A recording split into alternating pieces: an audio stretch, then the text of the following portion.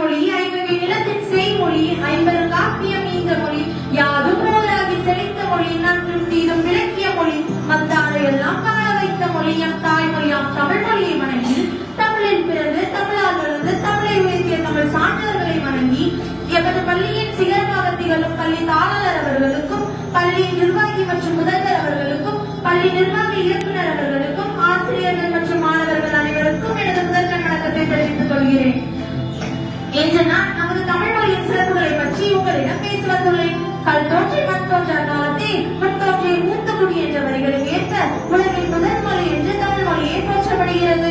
பல மொழிகளில் பேசவும் எழுதவும் தெரிந்த பாரதியார் யாம் அறிந்த மொழிகளிலே தமிழ் மொழி போல் இனிதாவது என்றும் காணோம் என்கிறார்.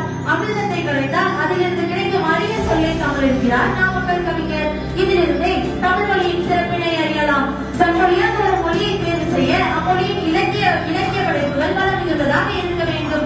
இந்தியாவின் அதிகாரப்பூர்வமாக செம்மொழி என்று அறிவிக்கப்பட்ட முதல் மொழி தமிழ்தான். இலக்கியம் எனும் சஞ்சீவியால் தான் தமிழ் மொழி இன்றளவும் சிறஞ்சீவியாய் வாழ்ந்து வருகிறது. தொல்காப்பியம், நன்னூல், அலக்கியம் போன்ற பல இலக்கண நூல்கள் தமிழை அறியாமல் காத்து வருகின்றன. மூதுரை, கொன்றை வேண்டல் போன்ற நூல்கள் நீதிநெறி காட்டும் வழிகாட்டிகளாய் விளங்குகின்றன. உலக புகழ் பெற்ற திருக்குறள் பல மொழிகளில் மொழிபெயர்க்கப்பட்ட சிறப்புடையது. இதனை பற்றி பாரதியார் வள்ளுவர் தன்னை உலகிற்கே தந்து மாண்புகள் கொண்ட தமிழ்நாடு என்று தமிழ் மொழியின் சிறப்பினை பாடியுள்ளார். தீதும் நன்றும் தீதும் பிரித்தருவாரா என்று வாழ்வியல் கோட்பாட்டை உலகிற்கே தோடு போட்ட காட்டிய மொழி தமிழ் மொழி. தமிழ் மொழி என்பது தமிழர்களின் அடையாளம் என்பதை உணர்ந்து அதை நமது உயிருடன் பாதுகாப்போம்.